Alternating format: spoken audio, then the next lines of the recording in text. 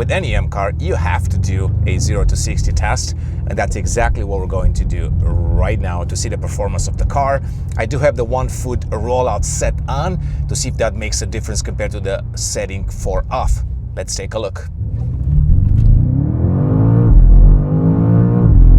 Woo! 3.21, even better than first one. All right, now let's put the 1 foot rollout to off, because that's going to be the most accurate setting probably anyway.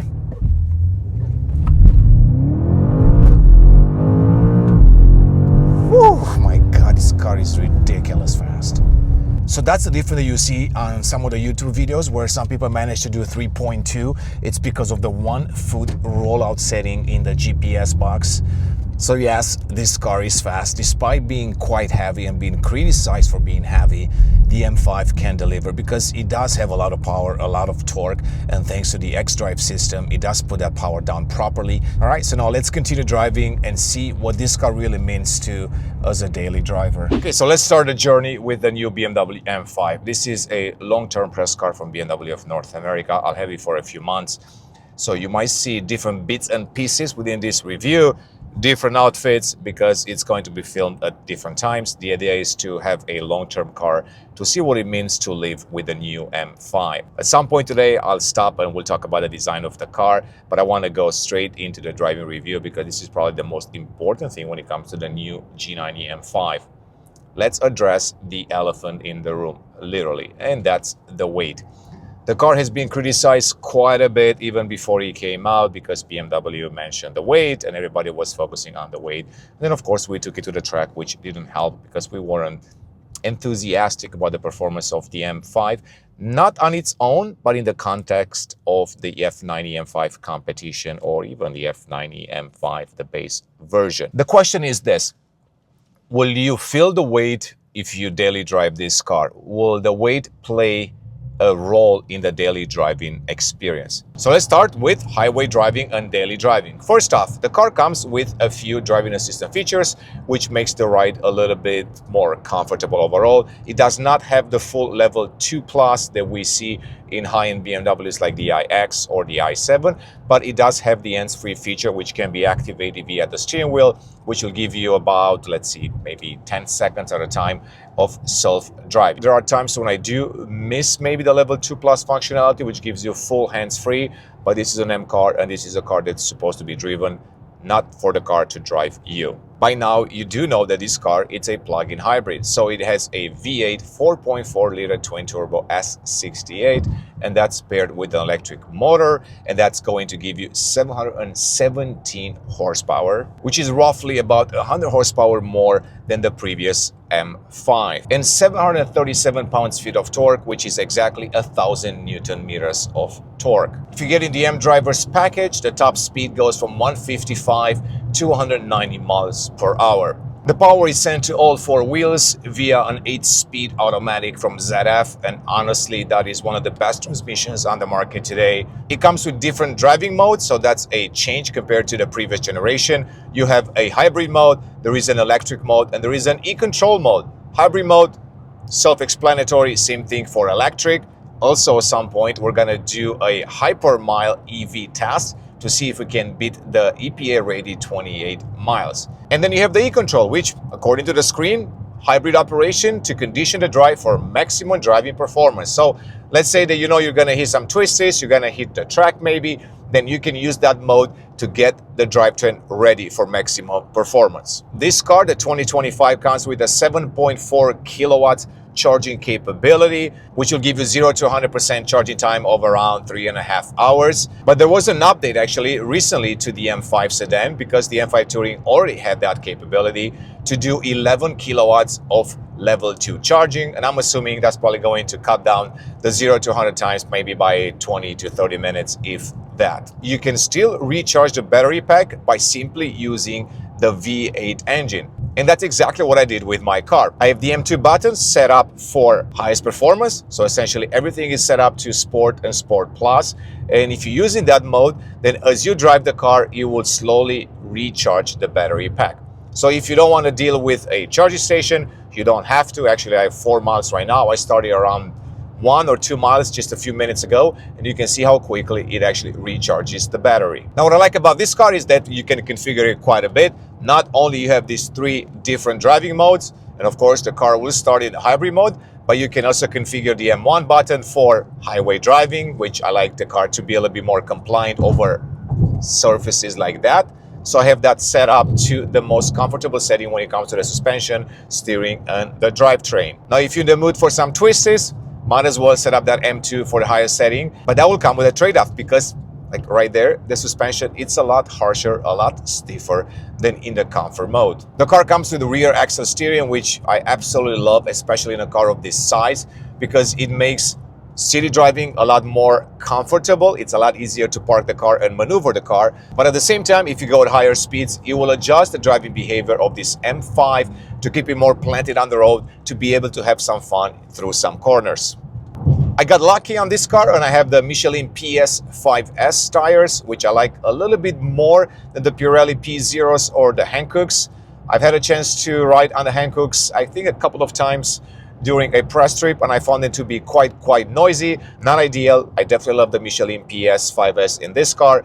They feel like they're not as noisy as the other cars, and of course they're quite sticky, and I always find the Pilot Sport to be quite good in rain conditions as well. Now let's talk about the weight a little bit. So the car weighs nearly 5,400 pounds, which is about 2445, close to 2,500 kilos. It's about 1,000 pounds more than the previous car. And of course, you will feel that. There is no denying in that you will feel that, especially if you've had the chance to experience any of the previous generations M5s. I'm going to talk about that in a second as well. So in daily driving, of course, it's not as noticeable, but you will notice it when you brake, because you need to adjust your braking zones a little bit more. So for example, right now with a lighter car, I wouldn't have to like slam the brakes yet. But with this car, as you can see, the nose loads up, you can see my body kind of moving forward because that weight transfer goes to the front immediately. So in daily driving, you have to adjust the behavior of the car. You need to give yourself a little bit more space between cars to not constantly slam that brake pedal, because that's going to drive your passengers crazy. Now, if you go on the track, I was doing the M4 CS before the M5, which was not a good idea because that car made me look like a Formula One driver. But the moment that I switched into this car, I had to adjust, or I had to rethink everything that I knew about driving on the track.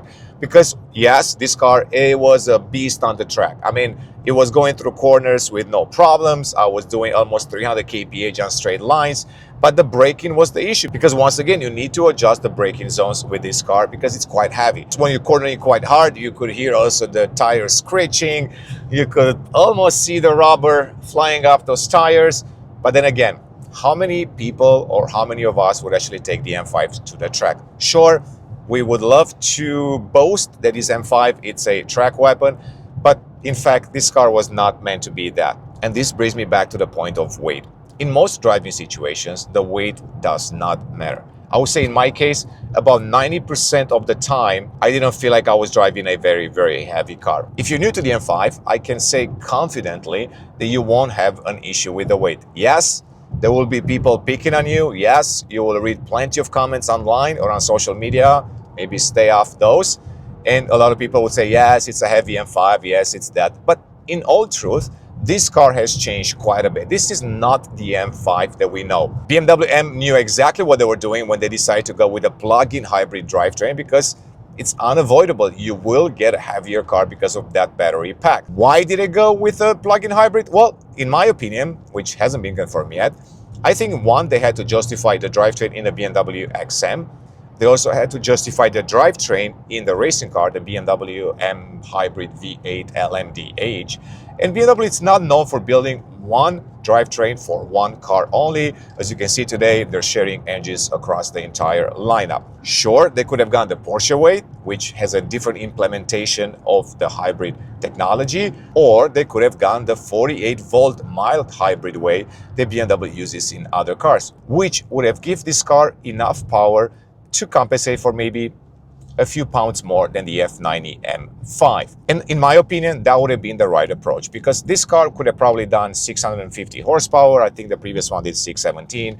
Maybe with a 48-volt mild hybrid could have bring that up to 650, which would have been more than enough considering the weight difference between the F90 and the G90. But here we are today. We don't know what's going to happen in the future. Maybe with the next generation, BMW will reconsider this. Maybe they will take the feedback the proper way, because yes, a lot of people are complaining about the weight of the car. Now, let me tell you what I think about this M5, because I had a chance to drive all generations M5s over the last 15, 20 years. So I'm not going to call this an M5. I'm actually going to call this a mini M7. Yes, I've said it. This is not the M5 that we know. This is a mini M7.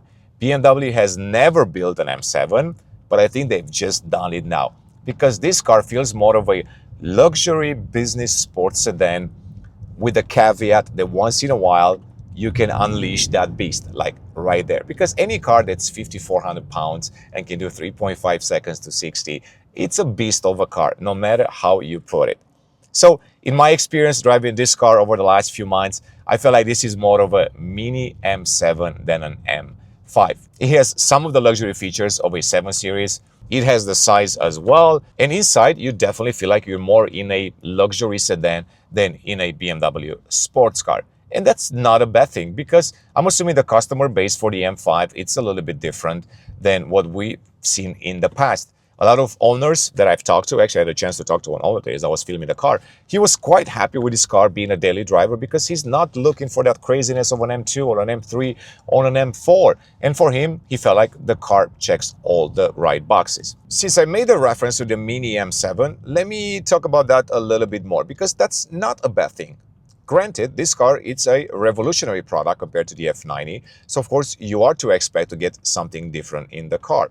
In many ways, I call it a mini M7 because I feel like it sits somewhere in between an M5 and an M7. An M7 clearly will be too big, and the M5 that we know, the F90, was a lot lighter than this one. So once again, that's not a bad reference. I would say it's more of a fact right now, because the car is heavier, so of course you will act and you will behave and you will drive like a luxurious, bigger sedan. And that's exactly what you're getting with this G90 M5. So when it comes to daily driving, I feel like this car, it's a lot more compliant than the F90 M5, especially when it comes to the suspension. Even my wife doesn't complain about this car, because when I took her for a ride in the F90 M5 competition and then in the M5 CS, she was often complaining about how stiff that car feels. And I had to explain to her that it's an M car, it's supposed to be that way, it's not a M7 and all of that. But now, when she comes to me, I'm like, see, they listen to you. This is the mini M7 you've always wanted. And as they say, happy wife, happy life. If you had the patience to watch this video up to this point, I thank you very much. But I do have a question for you as well. And you can leave that answer in the comments section below. Is this G90 M5 a true M5 or is it a mini M7? The seats in this car are also more comfortable in the F90 M5.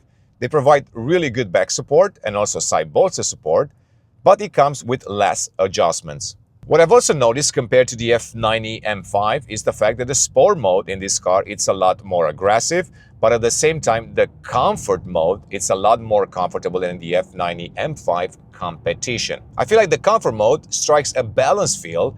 It's neither floaty nor harsh. Deeper dips in the road might cause slight body movement in both comfort and sport, but it never becomes uncomfortable or jarring. When I drove the car a few months ago in Munich, there was one thing that I've noticed with the M5 suspension, especially when cornering or pushing the car to 8 or 9 tenths. There were these multiple oscillations, I would say. I'm not sure if that's the right term. Essentially, it will take a little bit of time for the suspension to regain composure and plant the car on the road. And I'm assuming that's a byproduct, once again, of the weight of the car. Will you notice this? Probably not, because I was really pushing the car at that time. I know it's not a fair comparison between the XM and the M5. The XM, it's a lot heavier, but the suspension in this car, it's absolutely better than in the XM. I don't know what they've done, because it's still the same steel spring suspension, but the software tuning on this one, it's a lot better. I'm assuming the dampers are probably different. Naturally, I'm on smaller tires. I think when I drove the XM, I was on 22s, so that makes a huge difference. Now I'm 20 and 21 in the back, but overall, this is definitely a far more compliant, a far more comfortable suspension for daily driving, especially in a city like Chicago, where we have so many potholes that you cannot get away from them. Now let's talk about the steering. While the steering is quick, no doubt about it, it's also numb. And that's a byproduct of all this new technology, the EPS technology that BMW has been using for the last few years. And it's something that I've got accustomed to and something that I don't really complain too much. Now, if you go to the Sport or Sport Plus mode, sure, you can absolutely change the behavior of the steering. It will be a little bit quicker, heftier, and you'll get more feedback from the road. Speaking of the driving behavior, when I had a chance to push the car to see what it can do in some of these very few back roads that Illinois has, yes, it feels a little bit floaty compared to the F90 because of the weight and all of that. Even if you use the highest settings, Sport and Sport Plus, it will feel a bit floatier than the F90 M5. Switching to the electric mode, especially in traffic, makes the car a little bit more relaxed. And this is something that I absolutely love about this M5, because when you stop and go traffic, I don't need that V8 engine. Actually, I prefer the quickness of the electric drivetrain. Granted, if you floor the gas pedal, the V8 will kick in. The one thing I've noticed with the electric drivetrain, it's this small resonance or a small vibration when accelerating in the EV mode at about 35 miles per hour. If you floor the gas pedal, then you won't feel that. But if you just lightly touch it, you will get a little bit of a vibration, and I'm assuming that's just because of the drivetrain. There is one thing that BMW has improved in this drivetrain compared to the XM, and that's the transition in the hybrid mode. When you're going from electric to a V8, it's a lot smoother and a lot quicker than in the XM. Now let me show the transition from the electric to the V8. As you can see, a little bit of delay, and then there you go. The V8 just kicks in almost instantly. For daily city driving, I usually keep the car in hybrid with drivetrain, chassis, brakes, and steering in comfort settings. Occasionally, in stop-and-go traffic, I switch to the fully electric mode, maximizing the brake regeneration to recover the energy in the battery pack. This car is fully equipped, so of course it comes with carbon ceramic brakes, which for daily driving maybe it doesn't make a huge difference. But when I drove the car on the track, they were fantastic because they don't fade as fast as the M Sport's brakes, even though they got quite hot after a few laps. But for daily driving, I honestly don't think that you need the carbon ceramic brakes. This is getting pretty boring here with all this traffic, so I'm gonna go find a nice spot and we're gonna talk about the exterior design, the interior space, and also the cargo space.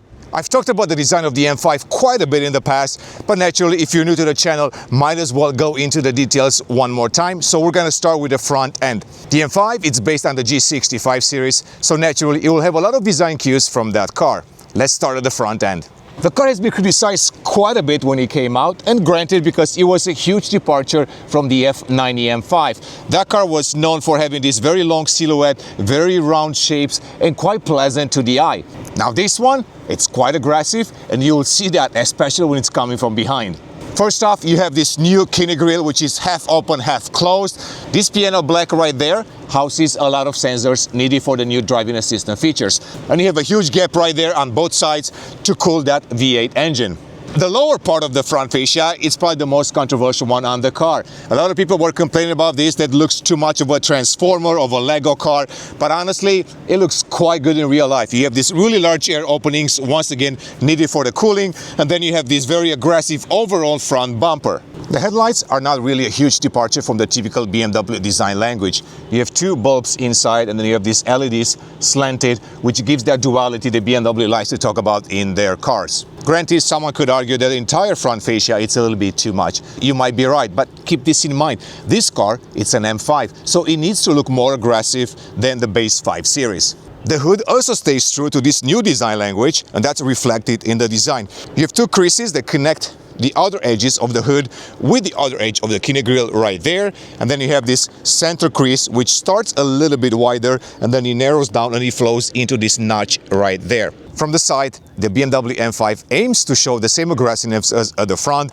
and of course to combine this very long silhouette with new design lines which make the car a little bit more attractive. Let's start with the typical BMW design line that runs all the way from the back to the front. and that's called the Ziegler line. It has a single purpose to break down the height of the car to make it look a little bit lower to the ground. And then there is another line right there, which I'm assuming has the same function as this one right there to kind of break down the height of the car. And as you can see, it adds a little bit of a shape right there, which makes the car once again sportier from the side.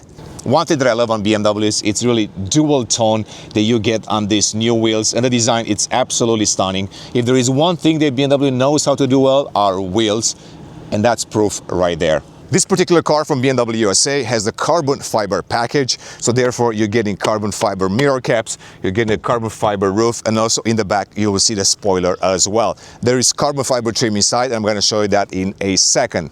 Right there is a flap to charge the car if you like to. Of course, you can also use the gasoline engine to recharge that battery pack as well. I'm not sure if you recall the G65 series design video that I've done, but I've talked about this in the past with the former BMW head of design, Domagoj Dukic, and he was explaining this line right there on the roof. So he wanted to give this car a more Italian flair, a more softer silhouette from the side. So that's why you have this more coupe-ish line right there, which tapers all the way to the back. There is another crease right there, which connects to this Hofmeister King. Speaking of the Hofmeister King, you have the M5 engraved right there into that piano black. When you look from this angle, you will see that it's pretty similar in size when it comes to the F90 M5. Now let's talk about the rear end. So let's start with the spoiler. Once again, you're getting carbon fiber here because you have the carbon fiber package on the car.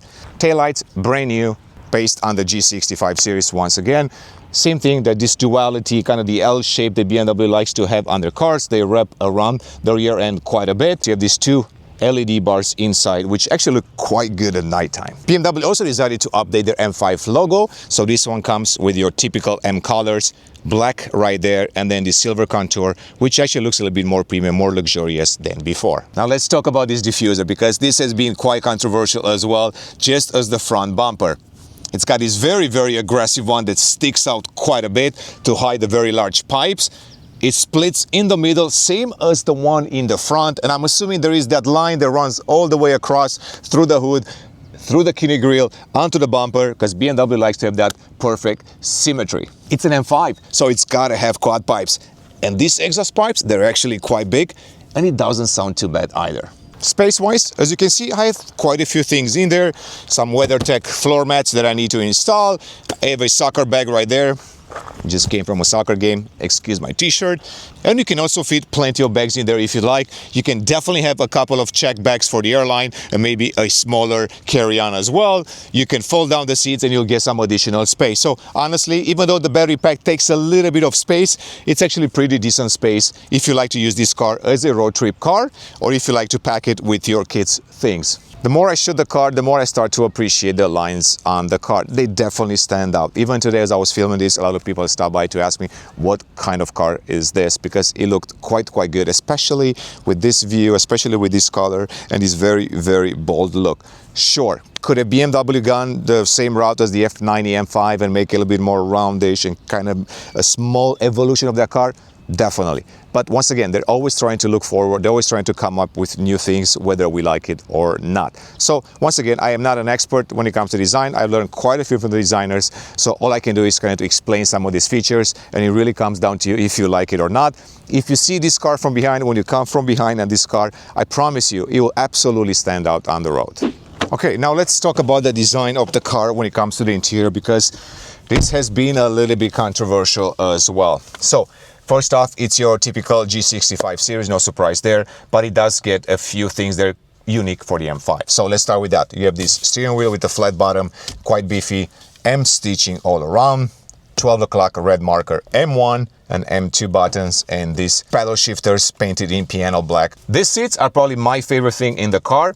They give me that vibe of a bucket seat, but they're quite comfortable and perfect for long distance driving or even daily driving. They hug you nicely without biting into your back. Got plenty of side bolster support. They got this really nice shape right there for the headrest. Okay, so let me focus on this area first. So you're getting a carbon fiber trim because you have the carbon fiber package in this car.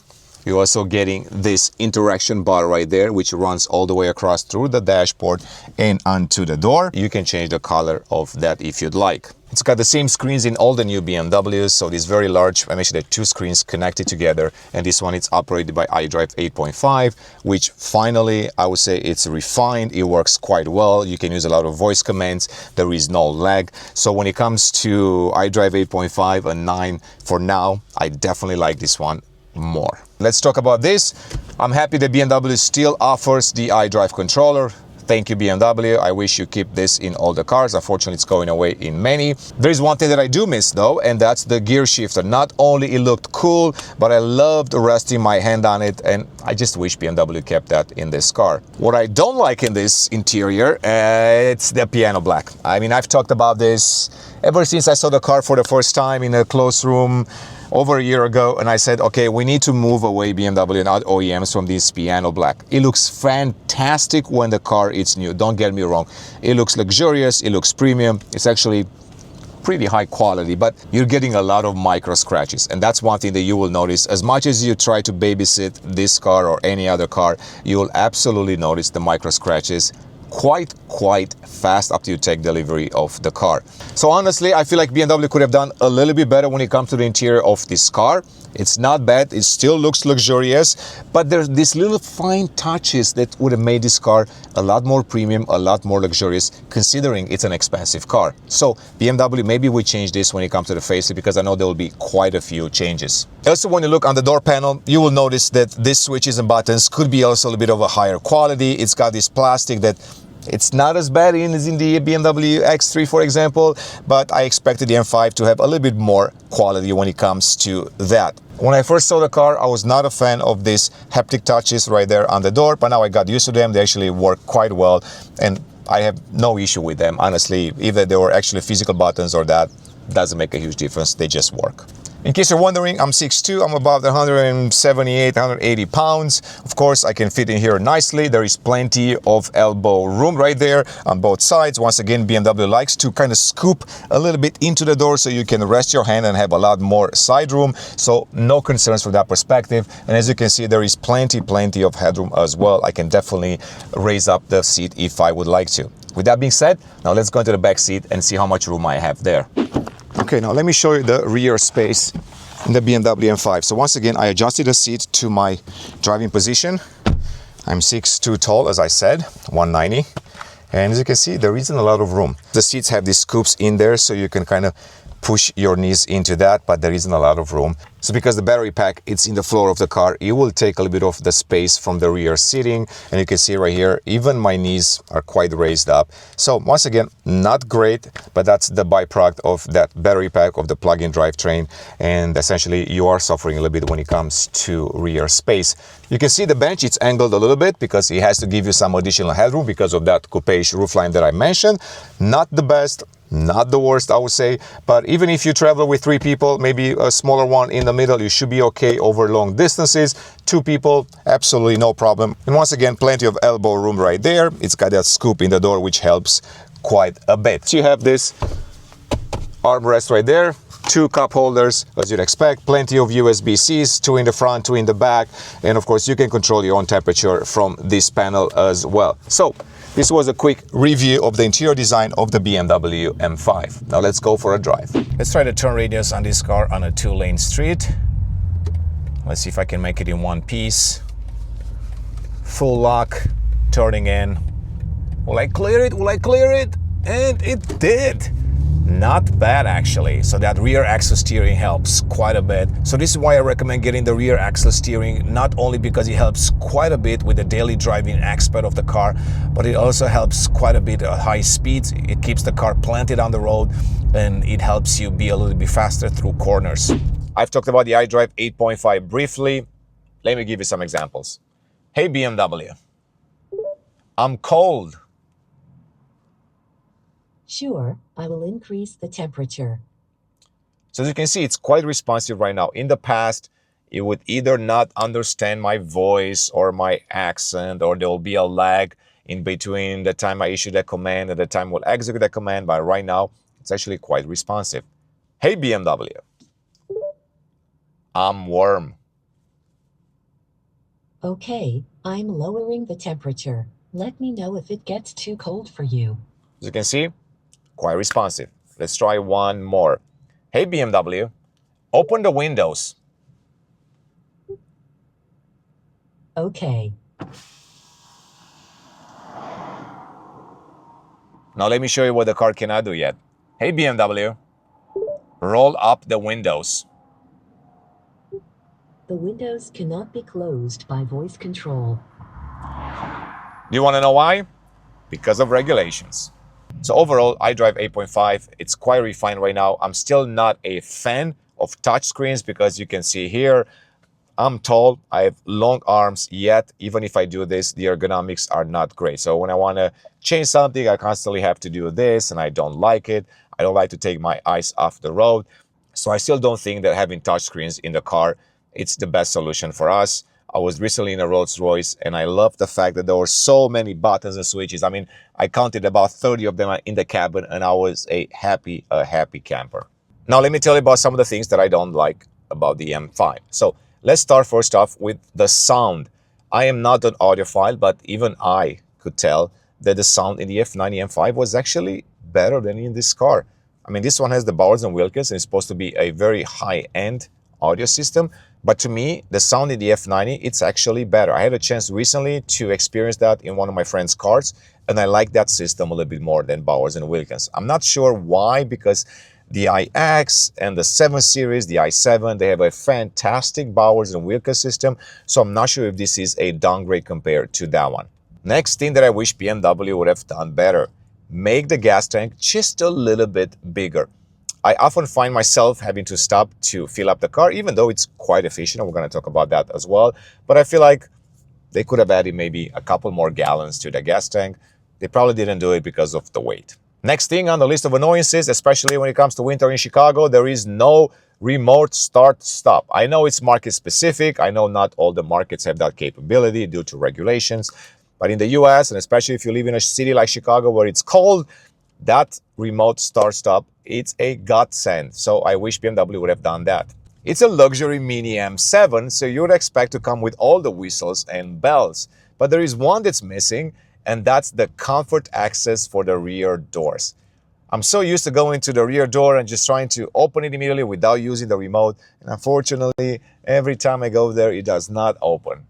Come on, BMW, come on. There is one more thing that's missing in this car to make it even more luxurious, and that's the soft close feature. I wish BMW offered that because I honestly hate when people slam these heavy doors. Now let's talk about the sound of the car because it is a little bit of a letdown. I absolutely enjoyed the sound in the F90 M5 competition. I thought that car sounds fantastic. But unfortunately, a lot of the regulations have changed since. As you know, in Europe, they're not only regulations for CO2 and all of that, but they're also sound regulations. So in many places in Europe, you're supposed to keep the decibels low because you don't want to bother the people in the neighborhood and all of that. And that has an impact on the automakers because, of course, anybody can make a proper exhaust. I mean, anybody can make a loud exhaust. If you look at all the aftermarket companies, Akrapovic has a fantastic one, by the way. I can't wait to actually try that one out because I heard it and it sounds so good. And of course, BMW can do the same, but they need to follow certain rules when it comes to the fleet. And this is why some of these cars don't sound as good. Also because of the OPF, the auto particle filter, which helps with emissions, but it neuters the sound.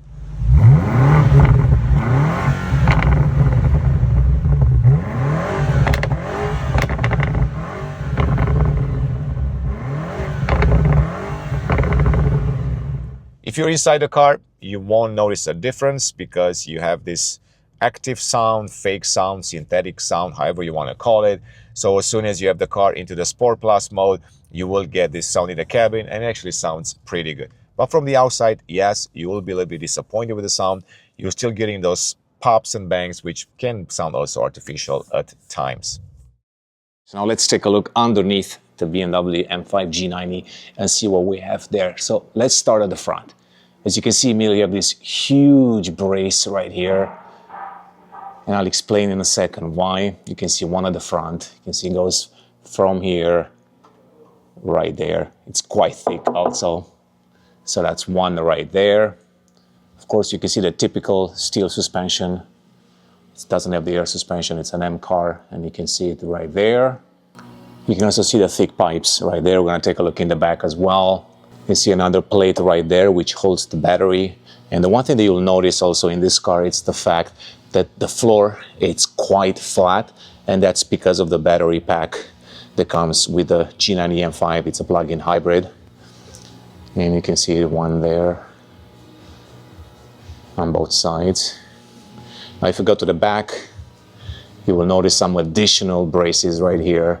You can see one forming a V shape right there, another one on this side. Once again, the car needs to be quite stiff. It's a heavy car, nearly 6,000 pounds. So you have to have these braces to keep the chassis quite tight, and of course to help with the driving dynamics of the car. Go to the back, you will see now the mufflers. They're quite massive. The quad pipes as well. And you can also see right here the M ceramic brakes from behind. And you can also see the discs. They're quite big. I believe the 345 in the back and 325 at the front. Then you have this massive plate at the front, which once again extends all the way almost to the front of the car. So here is a quick look at the underbody of the new BMW G90 M5. Overall, nearly 4,000 miles in, I'm genuinely enjoying this new M5. It perfectly suits everyday driving, comfortable on commutes, accelerating when needed, and impressively practical for family life.